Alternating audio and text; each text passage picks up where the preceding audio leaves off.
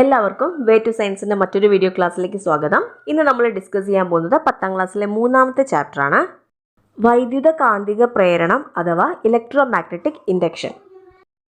ഇവിടെ ഒരു ഫിഗർ കാണിച്ചിട്ട് ഒരു ജനറേറ്ററിൻ്റെ ഫിഗറാണ്, അത് ചൂണ്ടിക്കാട്ടിയൊരു പെൺകുട്ടി പറയുകയാണ് എല്ലാ വേദികളിലേക്കും ആവശ്യമായ വൈദ്യുതി നൽകുന്നത് ഈ യന്ത്രമാണ്. അപ്പോൾ കൂടെയുള്ള കുട്ടിയുടെ സംശയം, ഇതിൽ വൈദ്യുതി ഉൽപ്പാദിപ്പിക്കുന്നത് എങ്ങനെയായിരിക്കും?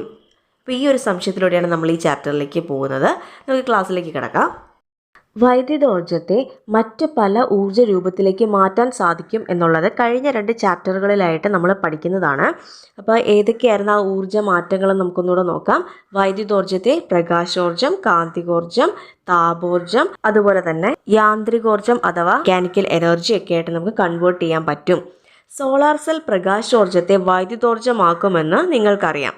നമുക്കറിയാവുന്ന കാര്യമാണ്, വീടുകളിലൊക്കെ നമ്മൾ യൂസ് ചെയ്യാറുള്ളതാണ് സോളാർ പാനലുകളൊക്കെ അല്ലേ. അതിൽ സോളാർ എനർജിയെ ഇലക്ട്രിക്കൽ എനർജി ആയിട്ടാണ് കൺവേർട്ട് ചെയ്യുന്നത്. ഇതുപോലെ ഏതെല്ലാം ഊർജ രൂപങ്ങളെ തിരിച്ച് വൈദ്യുതോർജ്ജമാക്കി മാറ്റാൻ കഴിയും എന്ന് നമ്മൾ ചിന്തിക്കേണ്ടതുണ്ട്. കാന്തികോർജ്ജം പ്രയോജനപ്പെടുത്തി വൈദ്യുതോർജ്ജം ഉണ്ടാക്കാൻ സാധിക്കുമോ എന്നാണ് നമ്മൾ ഈ പാഠത്തിലൂടെ പഠിക്കാൻ പോകുന്നത്. കാന്തിക മണ്ഡലത്തിൽ സ്ഥിതി ചെയ്യുന്ന ഒരു ചാലകത്തിൽ വൈദ്യുത പ്രവാഹം ഉണ്ടാകുമ്പോൾ ബലം അനുഭവപ്പെടുമെന്നും തൽഫലമായി ചാലകം ചലിക്കുമെന്നും കഴിഞ്ഞ അധ്യായത്തിൽ നമ്മൾ മനസ്സിലാക്കിയിട്ടുണ്ട്. എങ്കിൽ കാന്തിക മണ്ഡലത്തിൽ ഒരു ചാലകം ചലിപ്പിച്ചാൽ വൈദ്യുതി ഉണ്ടാകുമോ? നേരെ തിരിച്ചൊരു ചോദ്യമാണ് ചോദിക്കുന്നത്. നമുക്കറിയാമല്ലേ, മാഗ്നറ്റിക് ഫീൽഡിൽ നമ്മൾ ഒരു കറണ്ട് ക്യാരിങ് കണ്ടക്ടറിനെ വെച്ച് കഴിഞ്ഞാൽ അതിലൊരു ഫോഴ്സ് എക്സ്പീരിയൻസ് ചെയ്യുകയും അതിനൊരു മൂവ്മെൻറ്റ് ഉണ്ടാവുകയും ചെയ്യുമെന്ന് നമ്മൾ പഠിച്ചായിരുന്നു. അങ്ങനെയാണെങ്കിൽ മാഗ്നറ്റിക് ഫീൽഡിൽ ഒരു ചാലകം ചലിപ്പിച്ചാൽ അവിടെ വൈദ്യുതി ഉണ്ടാകുമോ എന്നുള്ളതാണ് ചോദ്യം. ഇത് മനസ്സിലാക്കാനായിട്ട് ഒരു എക്സ്പെരിമെൻ്റ് ടെക്സ്റ്റ് ബുക്കിൽ കൊടുത്തിട്ടുണ്ട്.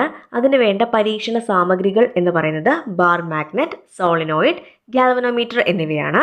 ഗാൽവനോമീറ്റർ നമ്മൾ ഉപയോഗിക്കുന്നത് വളരെ ചെറിയ തോതിലുള്ള കറണ്ടിനെ നമുക്ക് മെഷർ ചെയ്യാനും ആ കറണ്ടിൻ്റെ ദിശ മനസ്സിലാക്കാനും കൂടെ വേണ്ടിയിട്ടാണ് നമ്മൾ ഗാൽവനോമീറ്റർ ഉപയോഗിക്കുന്നത്. ചിത്രത്തിൽ സൂചിപ്പിച്ചതുപോലെ ഉപകരണങ്ങൾ ക്രമീകരിച്ച് കാന്തം സോളിനോയിഡിനുള്ളിലേക്കും പുറത്തേക്കും ചലിപ്പിക്കുക. ഓരോ പ്രക്രിയയിലും ഗാൽവനോമീറ്റർ സൂചിയുടെ ചലനം നിരീക്ഷിക്കുക. ഇവിടെ ഒരു ക്ലോസ്ഡ് സർക്യൂട്ടാണ് ഫോം ചെയ്തിരിക്കുന്നത് അല്ലേ. ഫിഗർ 3.1 ബിയിലും കാണിച്ചിരിക്കുന്ന ഒരു ക്ലോസ്ഡ് സർക്യൂട്ടാണ്. ഗാൽവനോമീറ്റർ ഇടയ്ക്ക് കൊടുത്തിട്ടുണ്ട്. അപ്പോൾ ഈ മാഗ്നറ്റ് ഉള്ളിലേക്കും പുറത്തേക്കും നമ്മൾ മൂവ് ചെയ്യുന്ന സമയത്ത് മാഗ്നറ്റിന് ചുറ്റിനും മാഗ്നറ്റിക് ഫീൽഡ് ലൈൻസ് ഉണ്ടെന്ന് നമുക്കറിയാം. ആ മാഗ്നറ്റിക് ഫീൽഡ് ലൈൻസിനെ നമ്മൾ മാഗ്നറ്റിക് ഫ്ലക്സ് എന്നാണ് പറയാറ്. അപ്പോൾ ഈ സോളിനോയിഡിൻ്റെ ഉള്ളിലേക്ക് കയറ്റുകയും ഇറക്കുകയും ചെയ്യുന്ന സമയത്ത് ആ മാഗ്നറ്റിക് ഫീൽഡ് ലൈൻസിന് ചേഞ്ച് സംഭവിക്കുന്നുണ്ട് അല്ലേ. സോളിനോയിഡിൻ്റെ അകത്തൂടെ കയറ്റുകയും ഇറക്കുകയും ചെയ്യുമ്പോഴത്തേക്ക് ആ മാഗ്നറ്റിക് ഫീൽഡ് ലൈൻസിന് ചേഞ്ച് സംഭവിക്കുന്നുണ്ട്. അതിൻ്റെ ഫലമായിട്ടാണ് അവിടെ ചെറിയ തോതിലുള്ള കറണ്ട് പ്രൊഡ്യൂസ് ചെയ്യുന്നത്.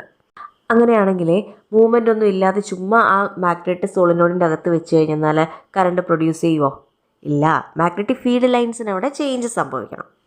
എങ്കിൽ മാത്രമേ അവിടെ കറണ്ട് പ്രൊഡ്യൂസ് ചെയ്യപ്പെടുള്ളൂ. വളരെ ചെറിയ തോതിലുള്ള കറണ്ട് ആയതുകൊണ്ടാണ് അതിനെ മെഷർ ചെയ്യാൻ വേണ്ടിയിട്ട് നമ്മൾ ഗാൽവനോമീറ്റർ യൂസ് ചെയ്തത്. ഈ ഫിഗറിൽ നോക്കുക, ഇവിടെ മാഗ്നറ്റിക് ഫ്ലെക്സ് വരച്ച് കാണിച്ചിട്ടുണ്ട്. അപ്പം ബാർ മാഗ്നറ്റ് നമ്മൾ സോളിനോയിഡിനുള്ളിലേക്കും പുറത്തേക്കും മൂവ് ചെയ്യുന്നതിനനുസരിച്ച് ആ മാഗ്നറ്റിക് ഫ്ലെക്സിന് എന്ത് സംഭവിക്കുന്നു? ചേഞ്ചസ് സംഭവിക്കുന്നു. അതാണ് അവിടെ കറണ്ട് പ്രൊഡ്യൂസ് ചെയ്യാനായിട്ട് കാരണമാകുന്നത്.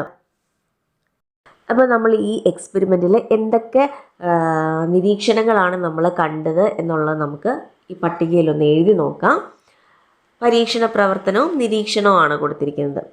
ഗാൽവനോമീറ്ററിലെ സൂചിക്ക് ചലനം ഉണ്ടാവുന്നുണ്ടോ ഇല്ലയോ എന്നുള്ളത് ചോദിച്ചിട്ടുണ്ട്. നമുക്ക് നോക്കാം ഓരോന്നായിട്ട്. കാന്തം സോളിനോയിഡിനരികിൽ നിശ്ചലമായിരിക്കുമ്പോൾ മാഗ്നറ്റിക് ഫീൽഡ് ലൈൻസിന് എന്തെങ്കിലും ചേഞ്ച് സംഭവിക്കുന്നുണ്ടോ? ഇല്ല. അതുകൊണ്ട് അവിടെ കറണ്ടും ഉണ്ടാകുന്നില്ല. Okay, does not deflect. രണ്ടാമത്തത്, കാന്തത്തിൻ്റെ ഉത്തര ധ്രുവം സോളിനോയിഡിനുള്ളിലേക്ക് നീക്കുമ്പോൾ മാഗ്നറ്റിക് ഫീൽഡ് ലൈൻസിന് ചേഞ്ച് സംഭവിക്കുന്നുണ്ട് അല്ലേ. അപ്പം ഡിഫ്ലക്ഷൻ ഉണ്ടാവുന്നുണ്ട്. ഗാൽവനോമീറ്ററിൻ്റെ സൂചി ഏത് ദിശയിലേക്കായിരിക്കും ഡിഫ്ലക്റ്റ് ചെയ്യുന്നത്? വലത്തോട്ടായിരിക്കും ഡിഫ്ലക്റ്റ് ചെയ്യുന്നത്. ഇനി മൂന്നാമത്തത്, കാന്തം സോളിനോയിഡിനുള്ളിൽ നിശ്ചലമായിരിക്കുമ്പോൾ മാഗ്നറ്റിക് ഫീൽഡ് ലൈൻസിന് എന്തെങ്കിലും ചേഞ്ച് സംഭവിക്കുന്നുണ്ടോ? നിശ്ചലാവസ്ഥയിലിരിക്കുമ്പോൾ ഇല്ല. അതുകൊണ്ട് അവിടെ കറണ്ട് പ്രൊഡ്യൂസ് ചെയ്യുന്നില്ല. നാലാമത്തത്, കാന്തം സോളിനോയിഡിനുള്ളിൽ നിന്ന് പുറത്തേക്ക് നീക്കുമ്പോൾ അവിടെ മൂവ്മെൻ്റ് ഉണ്ട്. അതുകൊണ്ട് തന്നെ മാഗ്നറ്റിക് ഫീൽഡ് ലൈൻസിന് ചേഞ്ച് സംഭവിക്കുന്നുണ്ട്. അവിടെ ഗാൽവനോമീറ്റർ ഡിഫ്ലക്റ്റ് ചെയ്യും. ഇപ്പോൾ പുറത്തേക്ക് നീക്കുമ്പോൾ എതിർ ദിശയിലായിരിക്കും ഗാൽവനോമീറ്ററിൽ ഡിഫ്ലക്ഷൻ കാണിക്കുന്നത്, അതായത് ലെഫ്റ്റ് സൈഡിലോട്ട്. അപ്പോൾ ഉത്തര ധ്രുവം കഴിഞ്ഞു. ഇനി അഞ്ചാമത്തത് കാന്തത്തിൻ്റെ ദക്ഷിണ ധ്രുവം സോളിനോയിഡിനുള്ളിലേക്ക് നീക്കുമ്പോൾ. ഇപ്പോൾ ദക്ഷിണ ധ്രുവമാണ് നീക്കുന്നതെന്നുണ്ടെങ്കിലോ ഏത് ധ്രുവമായാലും സോളിനോയിഡിനുള്ളിലേക്കും പുറത്തേക്കും മാഗ്നറ്റ് മൂവ് ചെയ്യുമ്പോൾ അവിടെ മാഗ്നറ്റിക് ഫീൽഡ് ലൈൻസിന് ചേഞ്ച് സംഭവിക്കുന്നുണ്ടോ എന്ന് നോക്കിയാൽ മതി. ഇവിടെ അപ്പോൾ നമ്മൾ പൊളാരിറ്റി മാറ്റി കൊടുത്തല്ലേ. നേരത്തെ ഉത്തര ധ്രുവം സോളിനോയിഡിനുള്ളിലേക്ക് നീക്കിയപ്പോൾ ഡിഫ്ലക്ഷൻ ഗാൽവനോമീറ്ററിൽ റൈറ്റിലേക്ക് കാണിച്ചു എന്നുണ്ടെങ്കിൽ ദക്ഷിണ ധ്രുവം സോളിനോയിഡിനുള്ളിലേക്ക് കയറ്റിയപ്പോൾ നേരെ ഓപ്പോസിറ്റ് ഡയറക്ഷനിലായിരിക്കും ഗാൽവനോമീറ്റർ ഡിഫ്ലക്റ്റ് ചെയ്യുക, അതായത് ലെഫ്റ്റിലേക്ക്. ഇനി ആറാമത്തത് കാന്തം സോളിനോയിഡിനുള്ളിൽ വെച്ച് രണ്ടും ഒരുമിച്ച് ഒരേ വേഗത്തിൽ ഒരേ ദിശയിൽ ചലിപ്പിച്ചു കഴിഞ്ഞാൽ അവിടെ മാഗ്നറ്റിക് ഫീൽഡ് ലൈൻസിന് ചേഞ്ച് ഒന്നും ഉണ്ടാവില്ല, ഗാൽവനോമീറ്റർ ഡിഫ്ലക്ഷൻ കാണിക്കില്ല. ഏഴാമത്തത് കാന്തം സ്ഥിരമാക്കി വെച്ച് സോളിനോയിഡ് ചലിപ്പിക്കുമ്പോൾ ഡിഫ്ലക്ഷൻ ഉണ്ടാകും, കാരണം അവിടെ മാഗ്നറ്റിക് ഫീൽഡ് ലൈൻസിന് ചേഞ്ച് സംഭവിക്കുന്നുണ്ട്. അതുകൊണ്ട് കാന്തം സ്ഥിരമാക്കി വെച്ച് സോളിനോയിഡ് ചലിപ്പിക്കുമ്പോഴും അവിടെ ഡിഫ്ലക്ഷൻ കാണിക്കുന്നുണ്ട് ഗാൽവനോമീറ്ററിൽ. ഇവിടുത്തെ ഡിഫ്ലക്ഷൻ്റെ ഡയറക്ഷൻ എന്ന് പറയുന്നത് മാഗ്നറ്റിൻ്റെ പൊളാരിറ്റിയെയും സോളിനോയിഡ് മൂവ് ചെയ്യുന്ന ഡയറക്ഷനെയും ഡിപ്പെൻഡ് ചെയ്തിട്ടാണുള്ളത്.